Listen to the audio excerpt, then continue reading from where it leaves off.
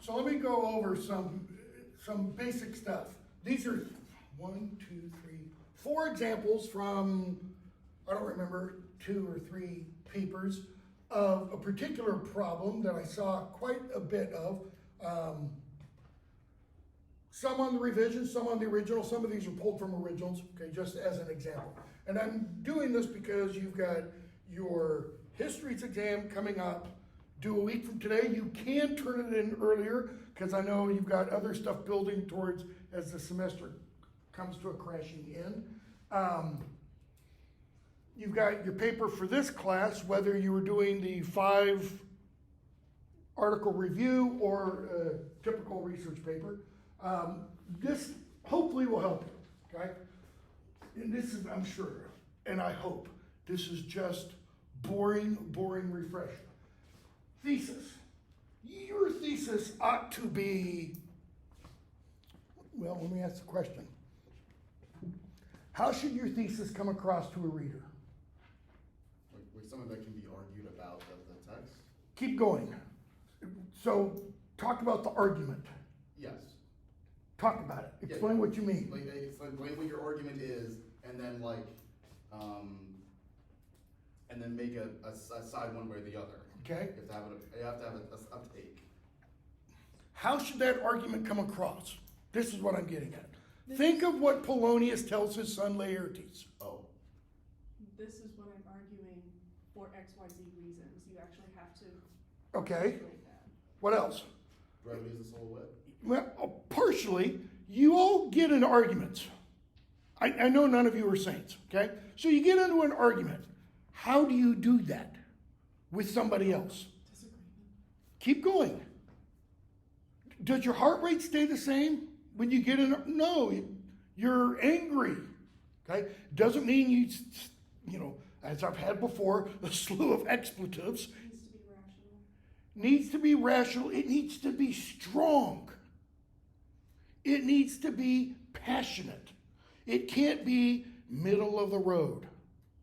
Okay? So, rhetorically, your thesis ought to kind of reach out and grab me by the throat and say, listen, damn it, this is really important.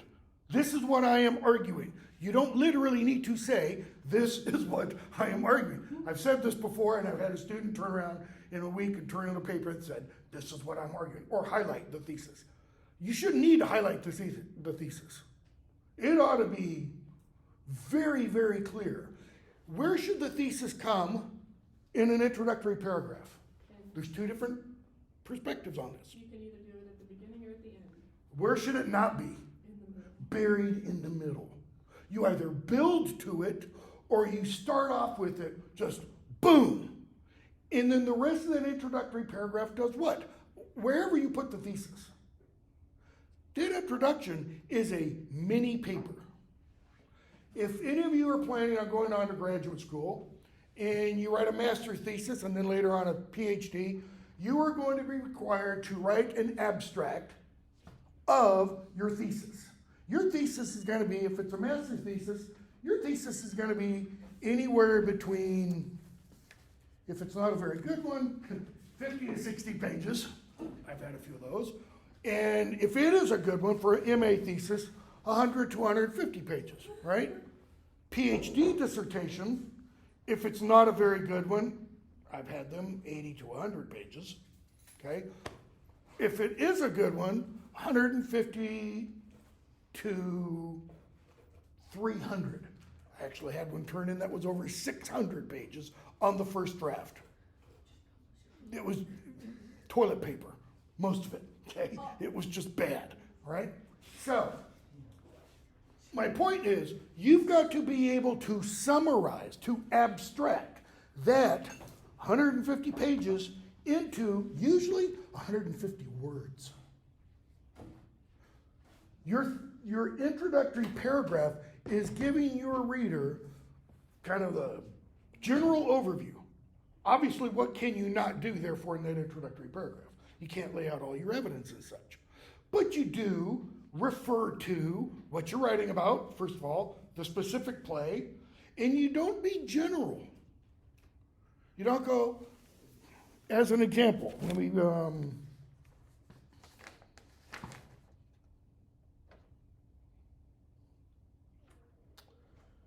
discuss the theme of A Midsummer Night's Dream. Let's say that you're saying the theme of Midsummer Night's Dream is that, I'm going to pick something really stupid, dreams aren't real.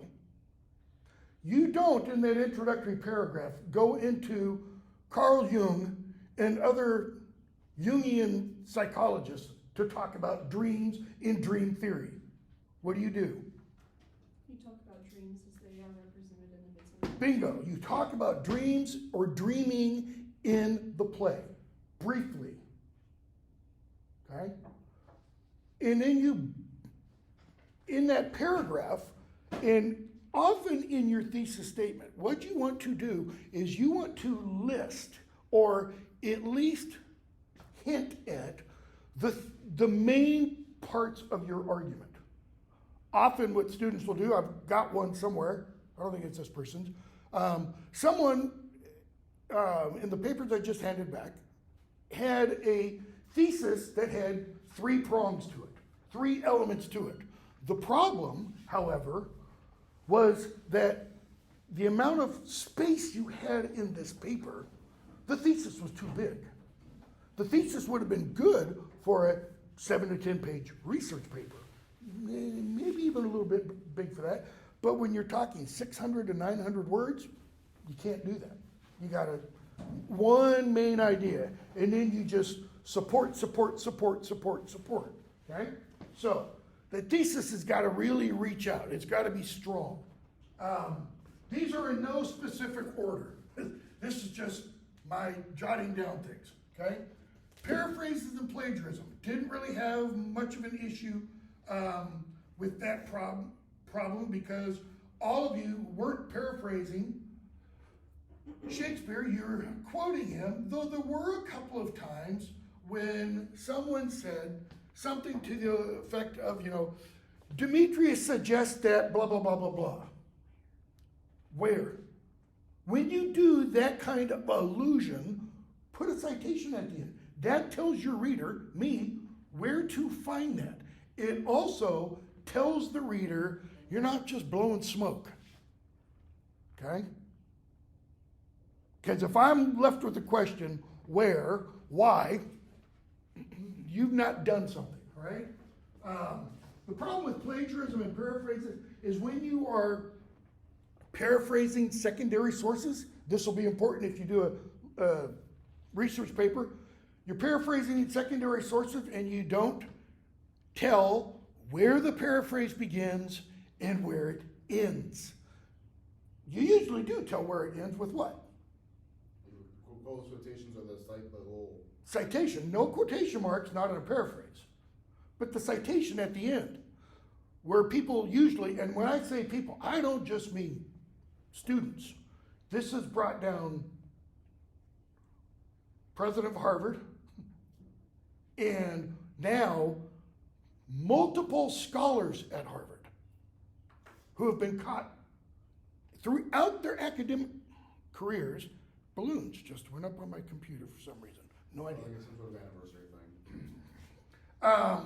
Hey, there were fireworks on the day. Been caught not properly introducing these paraphrases. Because what if you don't properly introduce, what is it impossible for me to do? Know that it's not you. Say that again? Know that it's not your words.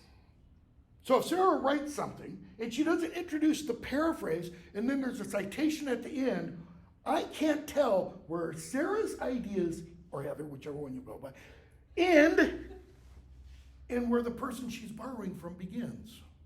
If I can't tell that difference, what is that an example of? That is theft. Okay, that is theft. You have to be able, the reader must be able to say, this is where this person's ideas end and this is where the borrowed material begins. There was actually this controversy late last year. There was this relatively popular internet creator who made what they call video essays, who was like, essentially what they were doing was reading some other like academic's like book at you without really telling you that that's what they were doing. And then the whole thing got revealed and then their career got thrown into the toilet. Yeah, and it's a perfect example. That's why you have to indicate what you're borrowing from when that borrowing begins, okay? So this may only show up as a problem doing the research paper and also, doing the review of essays, or the review of articles. If you paraphrase there, you have to indicate where your voice ends and the other one begins. And you do that with some kind of introductory tag. As so-and-so suggests, and then you put that person's words in your words, citation. You've protected yourself by doing that. You said, with the as so-and-so that introduces, you have your words, your rephrasing of their material in the citation at the end, okay? You don't want there to be quotations within that paraphrase. Paraphrase literally means you put it all in your own words. That doesn't mean in a 50-word quotation changing 5 words. Okay, that's not a paraphrase. Quotations and citation. That handout that I think I emailed to you, it's on the under the content tab, about 5 or 6 pages. Gives you a bunch of different ways for handling quotations, okay? One of the things it does is it shows you how to handle block quotations, because when you're quoting poetry or drama greater than 3 lines long, you indent and have a block quotation.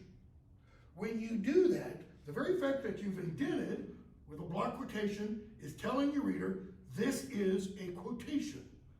Therefore, with one exception, you don't use quotation marks there. Anybody know what the exception is? If there's a quote within that quote? When it's actual speech. So if you're quoting Theseus's speech about fantasy and the imagination, you would put quotation marks because he's speaking that. If it's a long quote, as an example, from a critic, you wouldn't have quotation marks because that's not verbal speech, right? And then just, the citation. When you get to the end, you have the paraphrase. With the plays that we're doing, you can use an abbreviated form, AMND, Roman Arabic numeral for the act, period, Arabic numeral for the scene, period, Arabic numeral, that's 1, 2, 3, etc., dash, whatever, for the number of lines. Caught this on several, because this is the way my brain works. If the number of lines quoted, let's say it's 57 through 61, 57, 58, 59, 60, that finger doesn't go up, 61, that's 5 lines. How many lines should there appear on the page? If I count 3, there's a problem, okay? So make sure your citation matches, right? Sentences beginning with this and sentences beginning with meaning, okay? Usually sentences that begin with meaning are automatically going to be a sentence fragment. Why? Because that's a participial phrase. It's introducing. So if you say something like,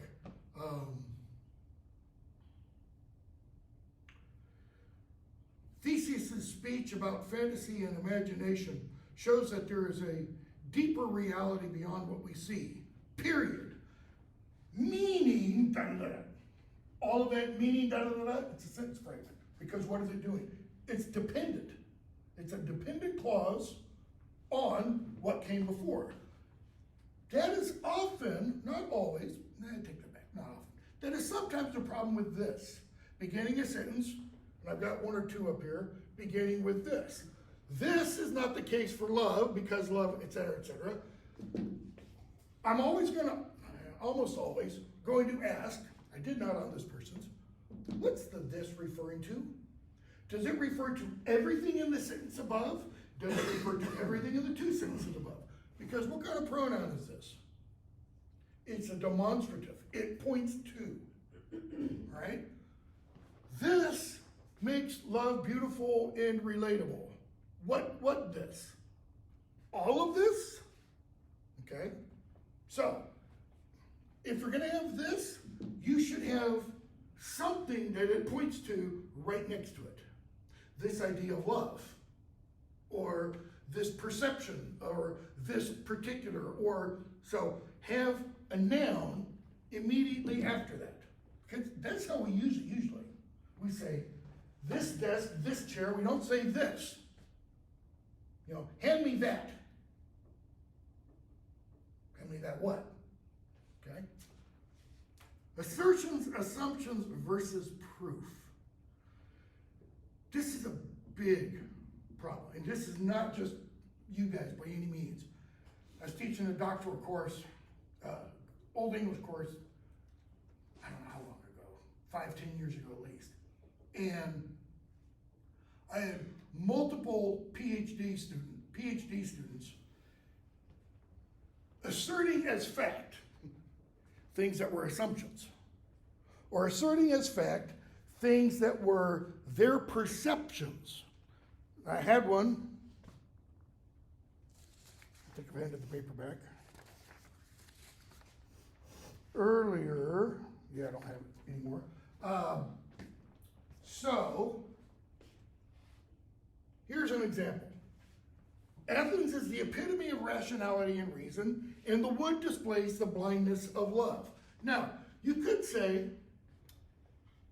is this merely an assertion or an assumption?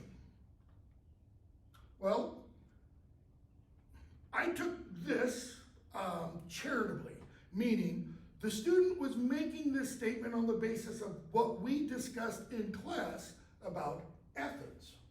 And Athens, historically, well, let's say within 500 years after the founding of Athens, Athens has been taken in the Western world to be a model of rationality and reason. I mean, that's why great books programs often go back to ancient Athens as the source. Why? Aristotle, Plato, Socrates, etc. This part, however, the wood displays the blindness of love. I think I've written on this paper, somewhere around here, how. Show me. In other words, this is an unproven assertion. This is an assumption. How does the wood display this? Maybe display is the wrong word. Maybe if that word had been changed to implies. See, displays and implies are a lot different. Displays means it's kind of right in front of you, it's clear. Implies means I might infer something differently than what you do, okay? Versus proof. So, how could you prove this? Assume for the moment it is true. How can you prove it? You could talk about or quote from various scenes from the play that demonstrate that Bingo. That's the case. Bingo. You support it with something from the play. Even if you put a parentheses there and said, see, see Theseus' speech, etc. Or, comma, as demonstrated by, and then quote a passage, okay? Logic versus non sequiturs, it's similar to that. That's what several of these are. So for example, let's look at this one first. This is the clearest one. This process can be tedious because it is not ruled by passion but by thought. I wrote in this person's, I can't remember if this is first or second, I think this was first draft, that this is a non sequitur. Non sequitur Latin, which means it does not follow. It does not follow means it is not a rational conclusion, or it is not proven, okay? Why does this not follow? Why is this an unproven conclusion? It all has to do with this word. What does tedious mean? Something that's like repetitive and therefore boring. Time consuming. This has nothing to do with consuming time. So maybe the problem is this word needs to be changed.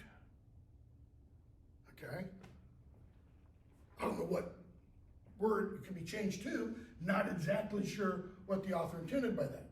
This is not the case for love because love is such a strong emotion that the way humans express it can be understood by any individual.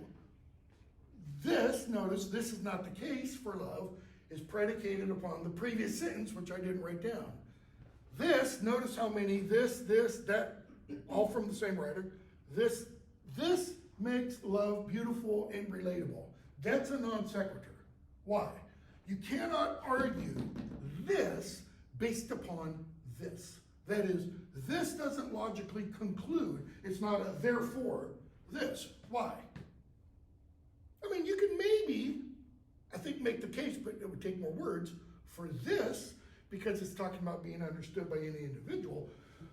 But how does this make love beautiful? I mean, rage can easily be understood by beings that aren't like humans, but that wouldn't necessarily make it beautiful. Okay, but that doesn't answer.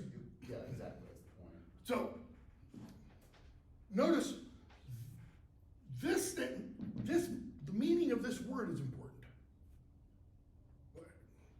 What is beauty? How do you define beauty? What is beautiful? Because it can be understood by any individual, that's what makes it beautiful. So, this is beautiful. Everybody can understand this. I mean, unless you're a moron. Not belittling morons or anything. So, I mean, that's an example. This one. The characters are set in the civil city of Athens, representing the concept of reason and logic, and eventually end up in the chaos of what is known as the wood.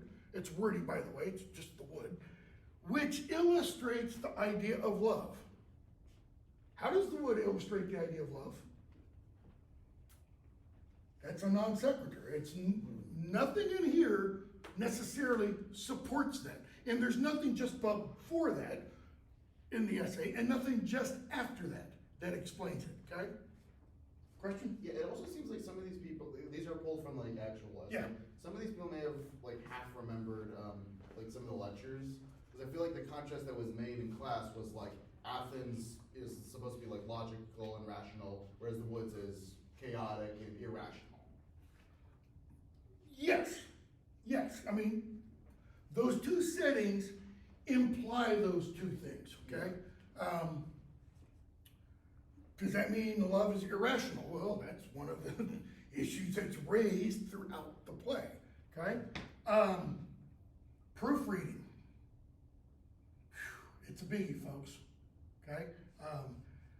In my older years now, I've gotten a lot softer about this. I used to fail, like up until 5 years ago.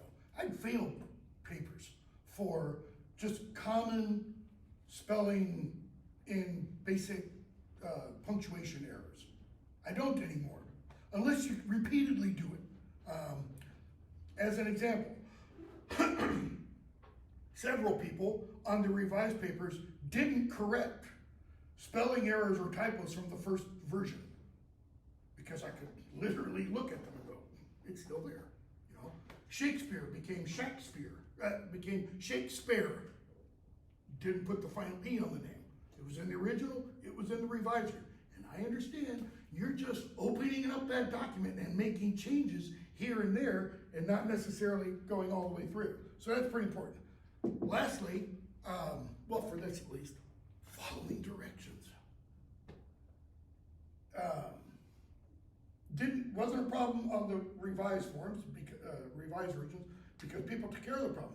I had, I think, 2 in this class.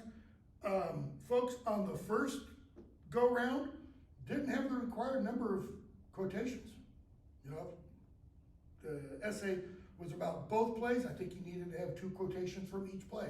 I had one that had 1 quotation from each play, and I had one that had 2 quotations from one play and none from the other, and it was, I think, dealing with both plays. Okay. Questions or comments? I'm doing this so that and extended the deadline. Hopefully you can think about the next paper that you're writing, the histories exam, and apply some of this in. Before you turn it in, let me give you this little nugget of advice. This is based on just my many years of college, and I was on the 7-year plan. Took a year off, took a semester off, etc. For my undergraduate. Did my PhD in 4, did my master's in 1. When you're thinking about a topic, or when you've settled an idea and you get a first draft down, leave it. Leave it for a day, if you can. Obviously what that means is, this next exam is due a week from today. Don't start it Monday, because you can't then leave it for a day, okay? Why? Because you may come back to it and with fresh eyes and either A, find all the problems in your argument, or B, find all the problems in the writing. What do our minds do, typically, naturally, when there is a gap or a flaw in something? Our minds try to patch that over. Our minds try to fill that in. So if there's a flaw, a word missing, for example, and I think almost everybody had a sentence where a word was left out. Often it's just a preposition. Prepositions, however, can be very important because they carry an awful lot of meaning now. If you write that and you think you've got your finished polished product and you and your final proofreading, if you've been working on that for hours, your mind is not going to catch that. How do you make your mind catch that kind of problem or spelling error? Go back to it later. Also, How do you proofread? I read it out loud. Okay, that's one way. But you know another? A foolproof. Get someone else to look at it. That's very helpful. Read it backwards. What? Oh, I mean, yeah, that Read makes it backwards. sense. Go from the last word on the last page. And your mind you will catch any errors. Because it's not getting caught up in the logical flow of your argument. It's not getting caught up in the logical flow of language, period. I mean, if I were to, here's one, just, harmony and united are both where one, not. Oh, that hurts. Try doing it with a 200-page dissertation. Okay? So, all three ideas. Go back to it later, have somebody else read it, a friend, a roommate, family member, etc., even if they don't understand a lick of it. In fact, that's best. Because if they don't understand it, they're going to do what? If they're a good friend, good family member, they'll ask questions. Asking questions is what makes you focus on, okay, if they say, I don't understand this. So you've got to, okay, how can I explain this better, okay? Any other questions? Real quick, so is it due the 9th on Tuesday or the 11th on Thursday? Because the post said the 11th. That's the essay. That's the research or scholarly review essay. Yeah, that paper's due on the 11th. The exam was originally going to be due today, right? Well, originally it was going to be due like The 29th, then you extended it to the 2nd, and then I extended it again to the 9th. It was originally due on Thursday, but you had extended. Oh, it that's to right. Friday. Yeah, I extended that long before. So, yeah, that's completely out of my mind. Yeah, so the longer paper, the 5 essay review thing, or similar term paper essentially, that's due a week from Thursday. Okay? This exam is due Tuesday. But you can turn it in earlier. You can email it to me earlier. But it has to be due, or it has to be in by no later than Tuesday in class. Okay? And I think I also said in the email, let me know by Thursday of this week what you're going to do for the term paper / whether you're going to do the term paper, and if you are, what the topic is, or if you're going to do the essay review, that. Clear? Okay, yes. One final thing. Sure. After the 11th, what's just a brief refresher, what exactly is this class gonna look like? Because it'll change it a little bit, so I just want to jam my toes. Yeah, it has changed a little bit. Well, let's look at the syllabus. Well, let me ask a question. Had to cancel last Thursday, which I really hated to do. I got up here and almost within 10 minutes turned right around and went home. How many of you watched the lecture that I posted via video? If you didn't, that's fine. Okay. So here's what's going to happen the rest of the event. That's what I expected. And here's more than likely what's going to happen. Today is the 2nd. We're starting King Lear today, according to the syllabus. Not. I really hate to do this, but big change. We're going to finish Hamlet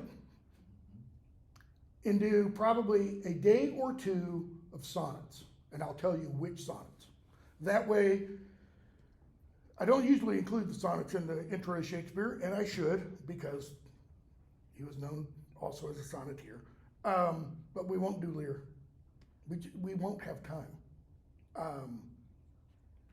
Since we can't skip Act 2 and just jump to Act 3. So we've got to talk about Act 2, and we've already spent almost half of today's class period going over this stuff. So the rest of the semester, and I'm going to put something up today. I'm going to give you plenty of time for it. The rest of the semester, we'll be going over Hamlet, finishing Hamlet, in probably 2 days of sonnets, which will probably be maybe a total of 20 sonnets. I'll have to go through and pick the real biggies, the most anthologized ones, probably the most anthologized ones, okay? But here's what I'm going to put up today. I'm going to put a quiz up today over Hamlet, Act 1. I'm going to do 5 quizzes over Hamlet, 1 over each act. Yeah, 1 over each act. Obviously, there won't be 1 a week. There will be more than 1 a week. But I'll put one up today over Act 1. Today's Tuesday. It'll be due no later than Friday evening. I'll put one up probably Thursday over Act 2. Okay? And probably make it due Monday or Tuesday of next week. These won't be long. 10, 15 questions at most. The reason I'm doing this, and then the last day or two, there will be a quiz over the sonnets.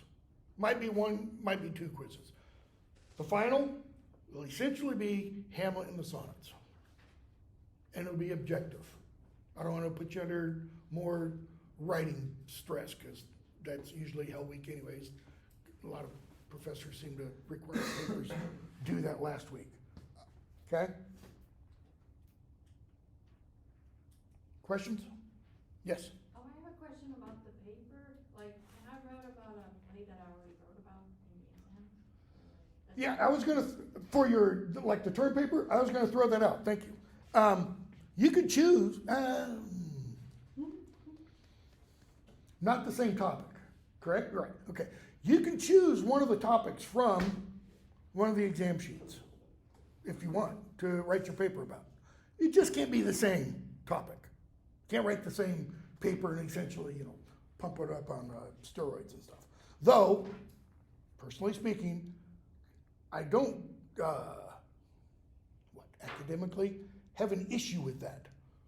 The department has an issue with that, and the department, and a lot of departments, call that plagiarism. When you quote from yourself, that's not plagiarism, folks. Under no definition of the word is that plagiarism, okay?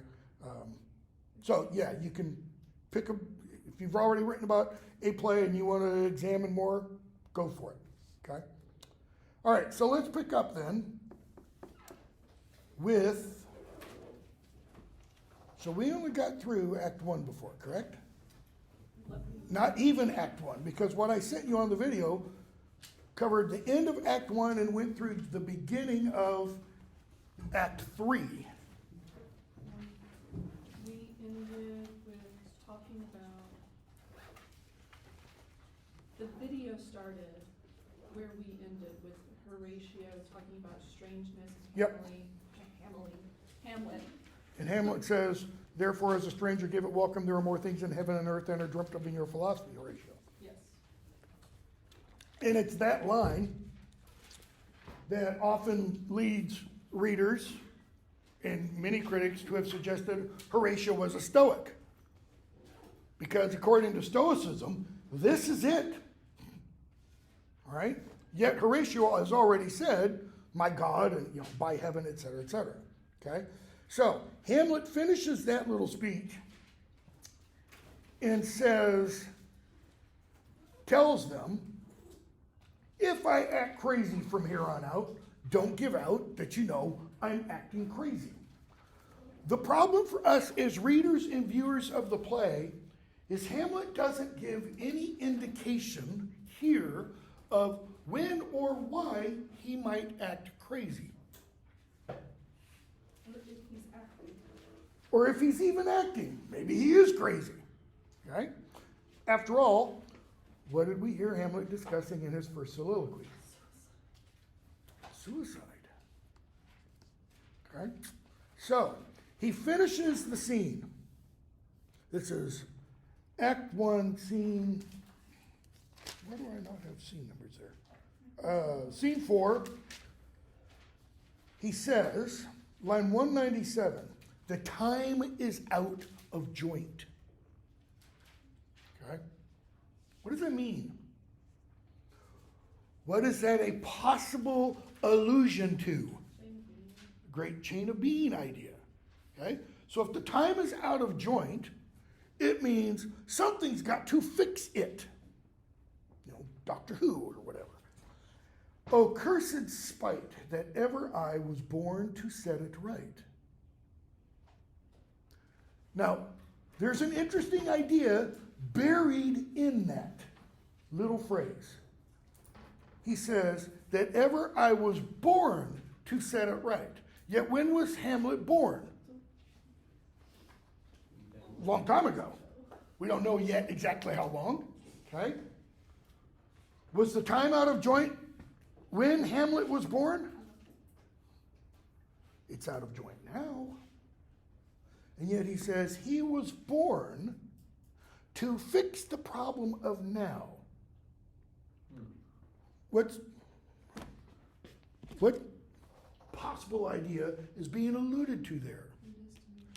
Bingo. Predestination. Which Calvinists and Protestants, most Protestants, really hammered on, really accentuated. Catholic Church not as much. Okay? Why? Because this is at the heart of that Calvinistic tulip that I mentioned. The unconditional election. God chooses before creating anything, out of a class this size, you're saved, and the rest you go to hell. General Calvinism teaches the vast majority of humanity goes to hell, right? Cursed spite that ever I was born to set it right. What is he also suggesting there? He resents it. Okay. What will it require of him? His life, his humanity in some sense. If you got to plug a hole in a dam and you're the only thing there, it's not going to end well, let's put it that way. Okay? Act 2, scene 1. We're in Polonius' house, and Polonius is giving advice to his man, Reynaldo. What's the advice about? Actually, it's not advice. It's orders to spy on his son Laertes. Why? To make sure he's listening to the advice he was given. Bingo, to make sure he's following the advice. Okay? Again, said I think at the beginning, we talked about Hamlet. There's a bunch of themes in this play. Spying, eavesdropping, watching, observing, that's one of them. Okay? Acting, play acting is another. Appearance versus reality is obviously a third. Okay? So, Ophelia comes in after he sends Reynaldo out. And notice his question to her line 70, I don't know, 76 maybe. His question to her should be understood as also a stage direction to her. Or let me put it this way. It tells us something about her appearance when she enters the stage. How now, Ophelia, what's the matter? She doesn't just come calmly in. She comes in disturbed, frantic, scared. Oh, my Lord, I've been so affrighted. With what in the name of God? She says, as I was sewing in my closet, and bear in mind, every time you hear the word closet in here, what is it referring to? Bedroom. Okay? Or just room if you want. In the Gospels, in the King James Version, when Jesus talks to his disciples about prayer, he says, when you pray, go into your closet. A lot of modern readers think that means he goes where your clothes are stored, close the door so nobody can. No. Hamlet's going to go to Gertrude's closet later on. And then he's going to come out. It's not meaning he's coming out of the closet. He's just going into her room. Okay? So she says she was in her room sewing. And Hamlet bursts in. Lord Hamlet, with doublet all unbraced, no hat on his head, his stockings fouled, ungartered, down jive to his ankle, pale in his shirt, knees knocking together, he comes before me. Everything she's just said are actual literal descriptions, literal symptoms in the Middle Ages and early Renaissance of the medical diagnosis of lovesickness. Okay? Why? Why would you call someone lovesick who looks like this? Look ill. Not properly dressed for formal society. Hamlet's a prince, right? Not like today's princes. Okay, this was back when you dressed the part entirely. So whenever he is in public, that is, anyone else is going to see him, he has that doublet tied very tightly, okay? He has those stockings pulled up to his hips, etc. He's not doing that.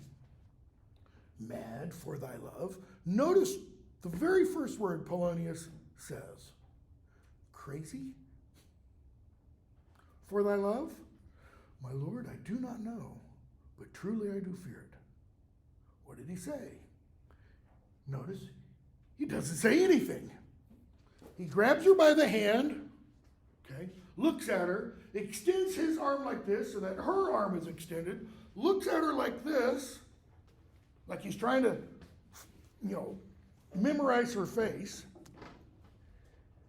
And then she says, he sighs so piteously and profoundly as it did seem to shatter all his bulk. He shakes. And then he lets go of her hand, and there's the door. And so he turns, body faces the door, but he's like this. Why? Okay, let's assume for the moment he is acting. Everybody pretty much says he's acting here. Question is, why? Is it like a red herring trying to make them think he's disturbed her love rather than the real reason he's disturbed? Could be. There is no correct answer to the question. There's just not one. Part of how you answer the question is dependent upon how you answer the question, does Hamlet love Ophelia? Because there's scholarly debate about that. I fall firmly in the side that says Hamlet loves Ophelia. Heart, soul, total being. He is wildly, madly, passionately in love with her. Okay? And I'll argue why. We see that in Act 5. So if that is true, why is he doing this? What has happened before this scene? Anybody remember?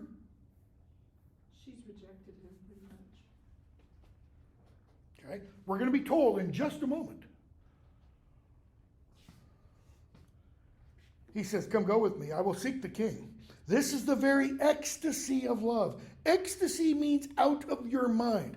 It refers back to the ancient Greek. Okay? And what it means in the Greek version is an out-of-body experience where your soul leaves your body. You don't die. Your body, soul comes back and your body's, reanimated, so to speak. John Donne's poem, The Ecstasy, okay, is a great example of this idea.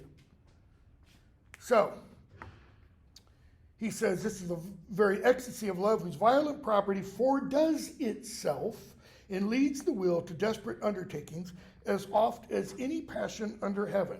In other words, he's saying this madness for love often results in what? The person in love killing oneself. Where have we seen that? Where have we seen that? Pyramus and Thisbe. In its hilarious form, okay? Pyramus thinks Thisbe has died, and what does he do? All for love, he kills himself. And then Thisbe comes in, okay? And she does the same. If I can't live with you, I don't want to live at all. So you give all for love. And leads the will to desperate undertakings as oft as any passion under heaven that does afflict our natures. I am sorry. What? Have you given him any hard words of late? Why does he say, I am sorry?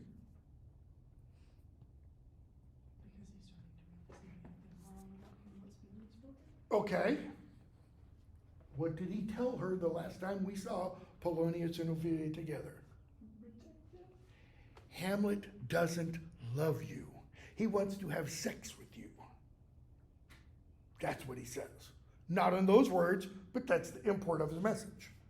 And so he says, have you given him any hard words? What would hard words be? Give me an example. F off, Hamlet. My father says I can't talk to you. Slams the door in his face. No, my good lord, but as you did come in, I did repel his letters. So Hamlet slides a letter under the door and she hits it back out. And denied his access to me. That's it. That hath made him mad. I am sorry, he says it again, but this time the sentence goes on, that with better heed and judgment I had not quoted him. What does he mean by quoted him? Attributed. Bingo. What did he attribute to Hamlet? That these tenders of affection, that's what Ophelia called Hamlet's love letters, notes, etc., that he'd given her previously, that she said, that were uttered with almost all the holy vows of heaven. He equates all that with what? He uses a very specific phrase, which my mind, springs to catch woodcocks. I was going to say, which my mind just almost lost it. Springs to catch woodcocks, which are traps. Springs are the traps, woodcocks, a particular kind of bird. All he wants to do is trap you. Okay? I feared he did but trifle and meant to rack thee. Okay? And what does he say? It is as proper to our age, meaning old men, to cast beyond ourselves in our opinions as it is common for the younger sort to lack discretion. Come on, we got to go to the king. Okay? We go to the king, Act 2, Scene 2, and we see the king addressing Rosencrantz and Guildenstern. Hamlet's childhood friends. He's known these guys his whole life. Why does the king invite them there? What is their purpose? Exactly. Spy on Hamlet, have him tell you what is wrong. Okay? Polonius comes in, and says, I found the cause of Hamlet's lunacy. Polonius leaves. He doesn't say yet. King tells Gertrude, he knows what's wrong with your son. And she says, I know what the problem is. It's his father's death and our over hasty marriage. It would probably send quite a few sons a little crazy. Okay? Voltimand comes in. We're not going to talk about him. He sends the ambassadors away.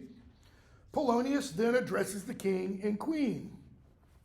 One of his famous speeches, my liege and madam, to expostulate what majesty should be, what duty is, why day is day, night, night, and time is time, were nothing but to waste day, night, day, and time. Therefore, since brevity is the soul of wit, in tediousness the limbs and outward flourishes, I will be brief.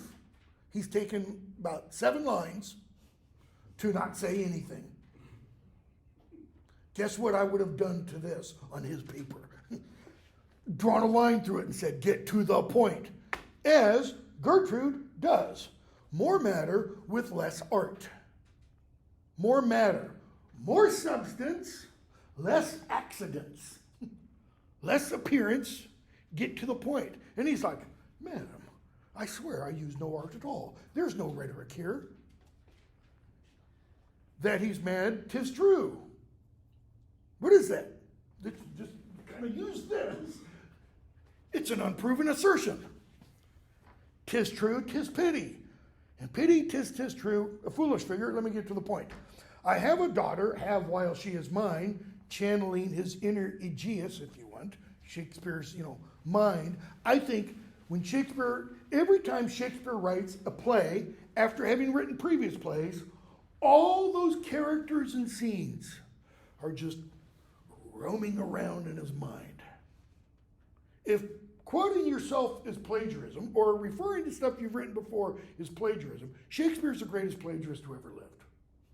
Because he uses ideas, images, scenes even, from one play to another. I have a daughter, have while she is mine, who in her duty and obedience Mark hath given me this. And he gives him a note, a poem that Hamlet wrote for her. He reads from it and then he criticizes it because he thinks he's also a great literary critic. And the king asks, how has she received his love? What is the king asking? Does she reciprocate? Does your daughter love Hamlet? What do you think of me? Why would he ask? Is a man faithful and honorable? I would fain prove so. But what might you think, he goes on, when I'd seen this hot love in the wing, what might you think, dear majesty, or your queen here, if I had played the desk or table book, or given my heart a winking, mute and dumb, or looked upon the love with idle sight? What's his point? What would you have thought of me if I allowed my commoner daughter to reciprocate the feelings of a prince? What's he suggesting, by the way? This can't go anywhere. It would be inappropriate. He says, no, I went straight round to work. And my young mistress, thus I did bespeak. Lord Hamlet is a prince out of thy star. Meaning, her star is her orbit in the world. This is her sphere. Hamlet is over here. He is so far out of your reach. And then I prescripts gave to her that she should lock herself from his resort, admit no messages, receive no tokens, which she did. And he fell into a madness. Sadness, lines 146 to 7. Then into a fast, thence to a watch, thence into weakness, and by this declension, falling down, okay, into the madness where now he raves and we all mourn. King asks the queen, do you think that's possible? She goes, could be. Have there been such a time that I have positively said so and it was otherwise? In other words, what's he asking? Have I been wrong before? The king, not that I know. Then take this from this. And he points to his head when he says the first this, and he points to his body when he says the second this. What's he mean? Kill me if I'm wrong. Foreshadowing. He isn't going to lose his head, but he is going to die. Okay? King 159. How may we try it further? What does he mean by try? Put his assumption to the test. Long way of saying prove. How can we prove this? Polonius comes up with an idea. You know, Hamlet walks in the lobby sometimes for 4 hours at a time. Yep. At such a time, somebody else read the rest of that line. I'll loose my daughter to him. I'll loose my daughter to him. What is the only other instance of using that verb loose in that fashion? Dogs. I'll loose my bitch on him, is essentially what Polonius is saying. It's a hunting metaphor.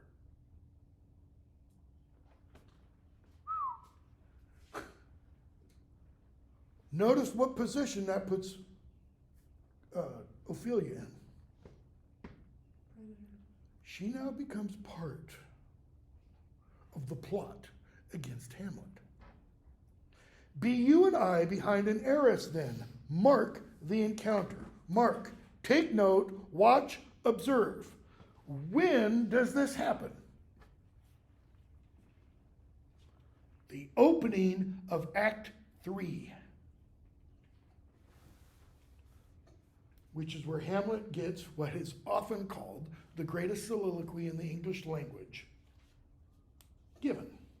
To be or not to be. What's the problem? It's not a soliloquy. Soliloquy happens when an actor is alone on the stage. Hamlet is not alone on the stage.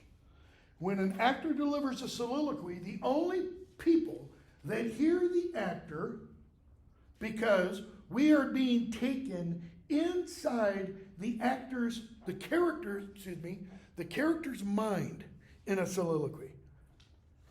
Within the world of the fiction of the play, when there's a soliloquy, that character is merely thinking. And we get taken inside that character's mind. If Hamlet's soliloquy, to be or not to be, speech, is a soliloquy, what cannot happen after that? Or, I can't figure out a way to put it. No one can know what he's thinking on the stage or within the world of the play. And yet, immediately after that scene with Hamlet, and then his conversation with Ophelia, who is on the stage, we have Polonius and the king come out, and the king says, his madness isn't because of love. His words had nothing to do with that. Telling us the king and Polonius heard everything in To Be or Not to Be. Not a soliloquy. So, I'll loose my daughter to him, we'll be behind an arras, and we'll listen. If he love her not and be not from his reason fallen therefrom, let me be no assistant for a state. Okay? King, we'll do that. Hamlet comes in with a book. Notice what Polonius says. So we're going to get a mini version of the scene with Polonius right now. Because everybody else is going to leave but Polonius. So we'll have Polonius and Hamlet. Okay? Away, I beseech you. I'll board him presently. What does board mean? Talk to him, try and get information from him. Yeah, but literally it's a metaphor. It's a metaphor for two ships at sea engaged in a naval battle, and one tries to take control of the other. The ships have a board, each of them would have one, have a board that has spikes on the end. And what you do is you sail, or you get close enough to the other ship, you throw that board across the gap between them so those spikes either stick in the deck railing or in the deck, and then you run across and take control. It is a violent term. I'll board him presently means I will attack him, not physically. How goes my good Lord Hamlet? Well, God of mercy. God of mercy means God have mercy. Okay? Do you know me, my lord? Why do you think Polonius asks him that? He thinks he's mad still. In probably the way Hamlet says, well, God of mercy, he doesn't, if I were directing, he doesn't look Polonius in the eyes. He kind of just looks around a little bit. Do you know me, my lord? Excellent. Well, you are a fishmonger. Okay? Monger, the word is still used in England today. You can go to a fishmonger. You can go to an ironmonger. We call those hardware stores. Okay? You can go to various kinds of mongers. It means seller of. Fishmonger doesn't only mean seller of fish in Shakespeare's day. It means a pimp. Okay? So he says, excellent, well, you are a fishmonger. Not I, my lord. I mean, Polonius understands. See, Polonius doesn't think Hamlet confuses him for someone who sells fish. Notice what happened just before. What did Polonius say? He's going to use his daughter against Hamlet. In one sense, and I don't know that Shakespeare did, if you know the literal Old English meaning for the word sellon, which becomes modern English sell, it just meant give. Okay, so he's going to give his daughter, like a fishmonger, he's going to give his daughter to Hamlet. Why? To get something out of him. Well, that's an economic trade, so to speak. Then I would you were so honest a man. And Polonius is like, honest, my lord? What does Hamlet mean? He doesn't say in the next line what he means by that. I swear to be honest, as this word goes, is to be one man picked out of 10,000. Honest there means truthful. Honest in Shakespeare's day also means chaste and chastity. Okay? I would you were so honest a man. Well, how's a fishmonger honest? Whether of the kind selling literal fish or the kind selling sex. You know what you're gonna get from him. You go to a pimp, you know what you're buying. You're not buying a car, you know. You go to a fishmonger, you're getting fish, you're not getting chicken. So Hamlet makes the comment about being only 1 out of 10,000 are honest. It's very true, my lord. For if the sun breed maggots in a dead dog, being a good kissing carrion, what's the problem with Hamlet's speech so far? I mean, the utterances he is giving in response to Polonius. They are non-sequiturs. They don't make any sense. Where's the order? Where's the structure? The following one thing with something totally other. If the sun breed maggots in a dead dog, being a good kissing carrion, have you a daughter? How does the sun breed maggots in a dead dog?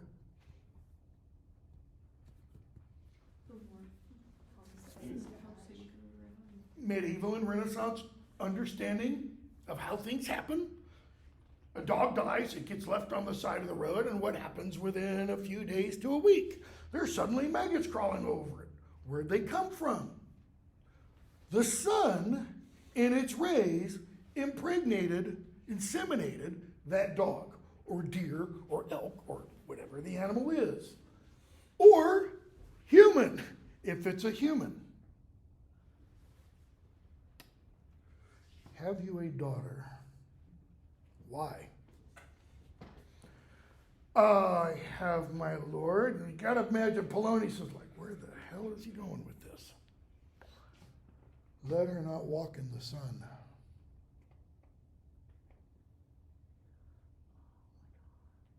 Oh my God. Conception is a blessing, but as your daughter may conceive, friend, look to it. He's telling him not to get Ophelia wrapped up in this. True. What else is he saying? He called him a fishmonger. Okay? He's talked about carrion, kissing, son kissing carrion, conception, fishmonger, daughter out in the sun. I talked one day about the notion of beauty in Shakespeare's day as being this kind of white.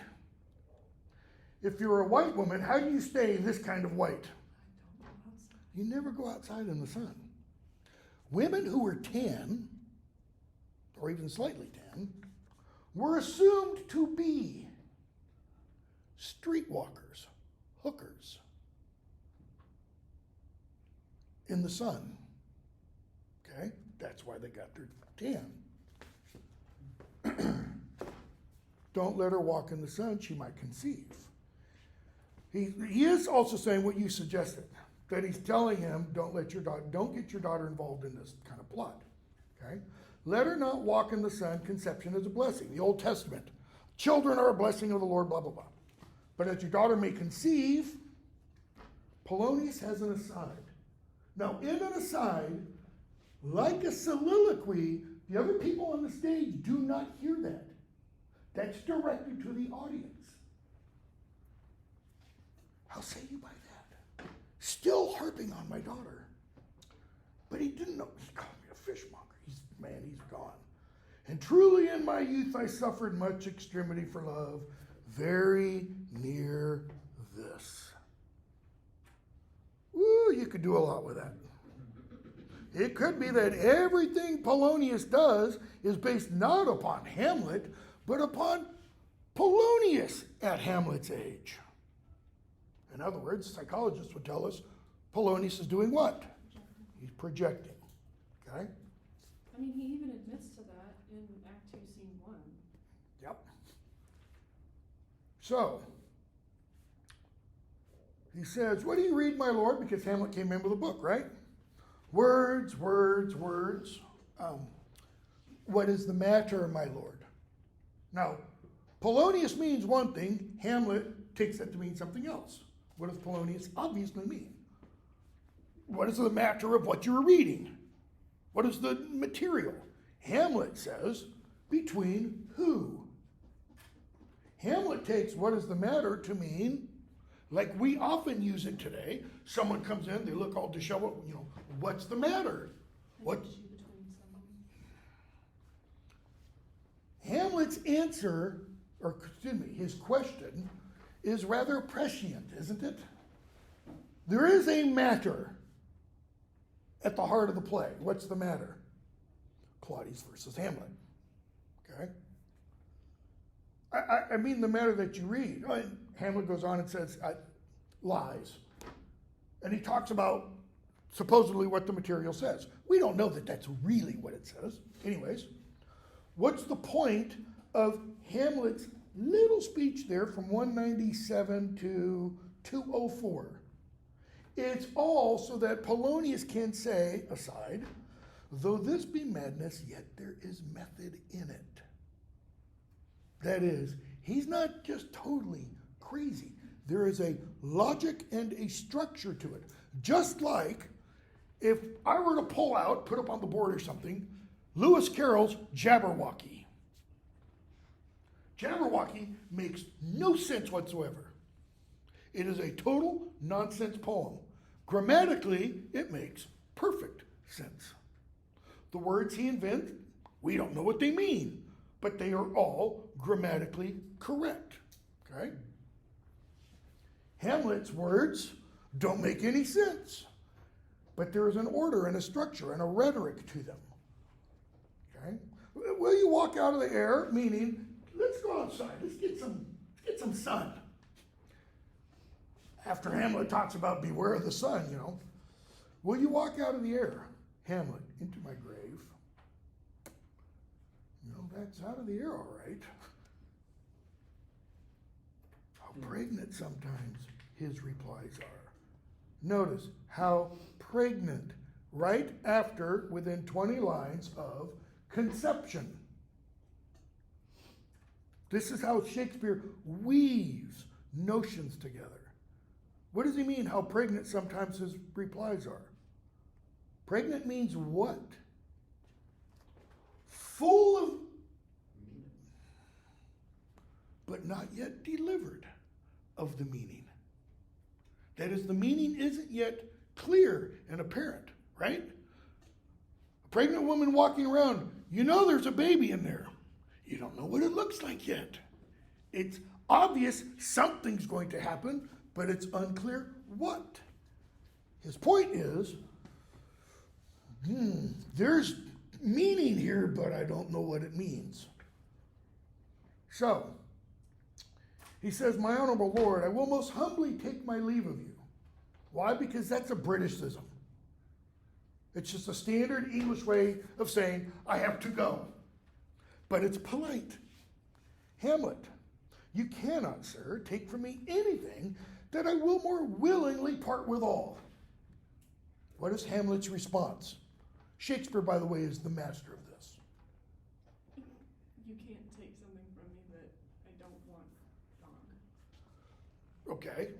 It's the put down. He says, I must take my leave from you. Hamlet says, you can't take it because I willingly give it. Get the hell out of here.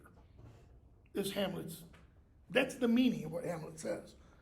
But he doesn't finish there.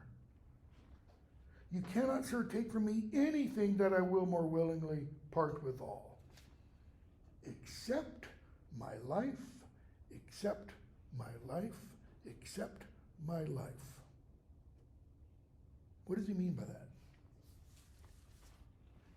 Polonius could take that from Hamlet.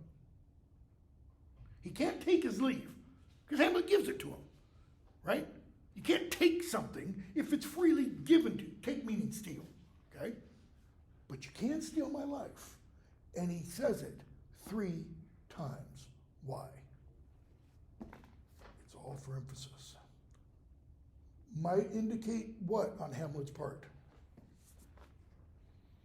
Still thinking about death. Okay? So, Rosencrantz and Guildenstern come in, and Polonius leaves. Hamlet asks them why they're there.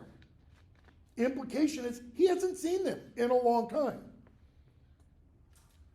What is one reason? Where has Hamlet been up until his father's death? At University of Wittenberg. Okay? So now he's back in town. He asks them, what are you here for?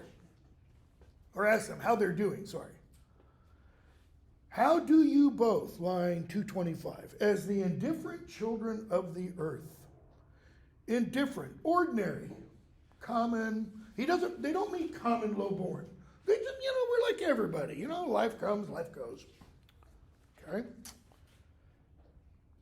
Guildenstern, happy in that we are not over happy on fortune's cap, we are not the very button. So think of the image of fortune as a goddess, right? And she has on a bonnet. On the top of that bonnet is a button. He says, we're not up here at the top of fortune. Use the wheel imagery. They're not up here. It's a good thing, right? Because when you're up here, you're going to fall. Fortune's going to turn on you. Happy in that we are not over, happy in fortune's cap, we are not the very button. Hamlet, nor the soles of her shoes. So, you're not down here in the pits? Life doesn't totally suck? Neither, my lord. Oh, then you live about her waist or in the middle of her favors. Kind of there. Guildenstern, faith, her privates we. We live about fortune's privates. Hamlet, in the secret parts of fortune, oh, most true, she is a strumpet. Fortune's a whore, a slut. Why? Shakespeare loves this image, by the way. She's been discriminatory. Fortune's like time. Time does what? Time wears us all down. As long as we're allowed to live, okay?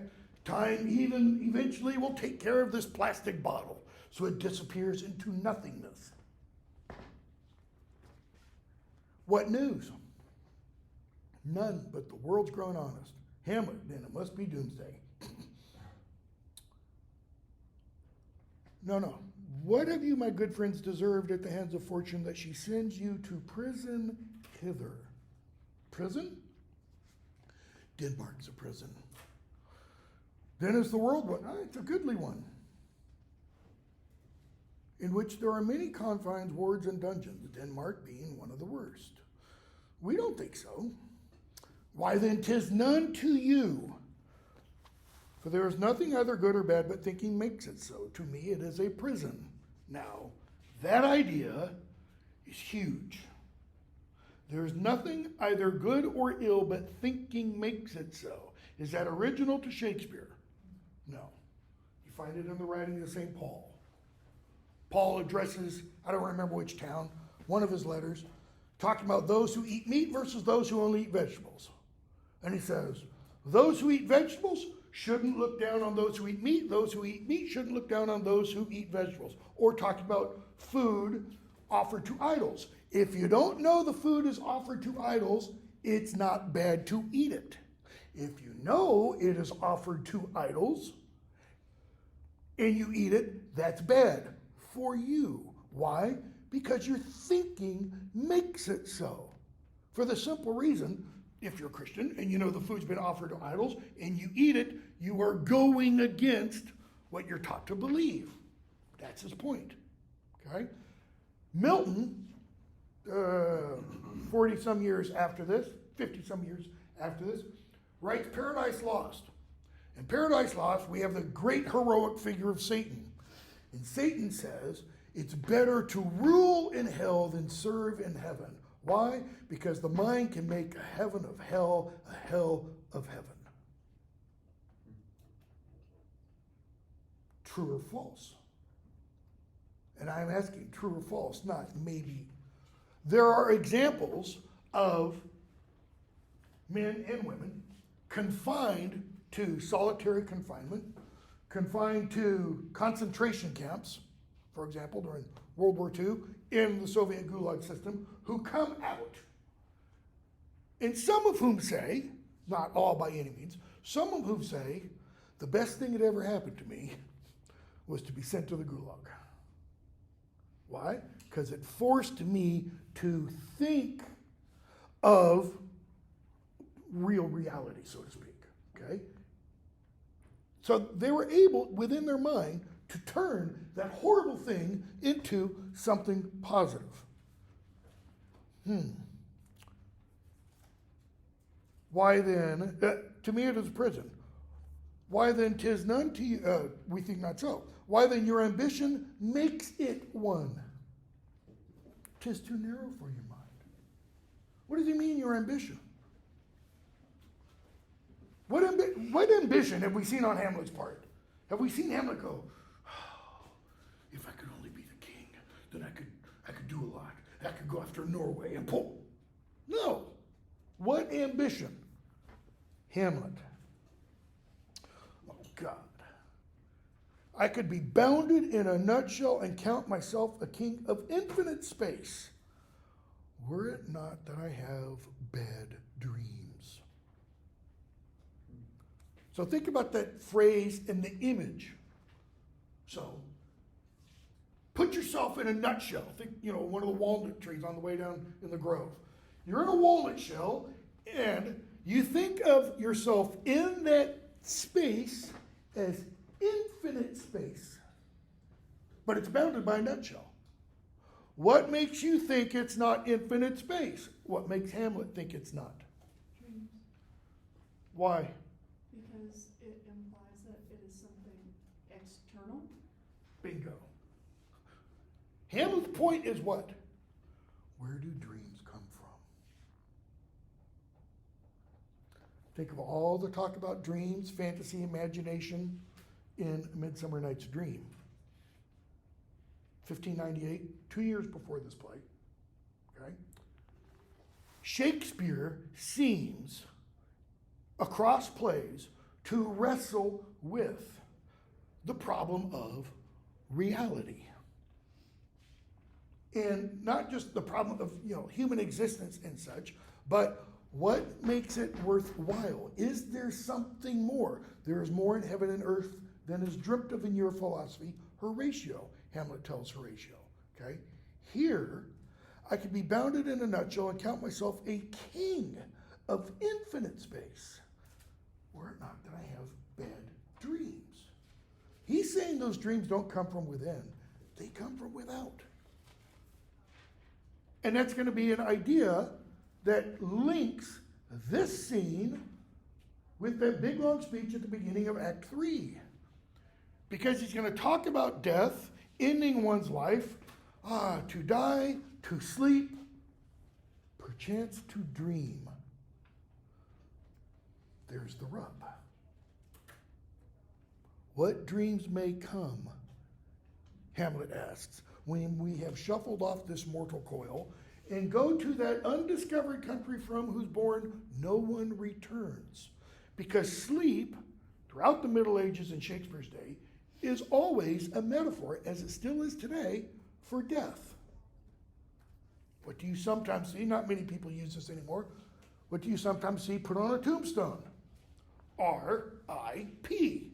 What's the R stand for? Requiescat. Rest in peace. What does rest mean? It means sleep. Why? Because we'll wake up at some point. Okay, we'll stop there. Did not get nearly where I should have. And we got to get a lot further on. Thursday we'll probably get to,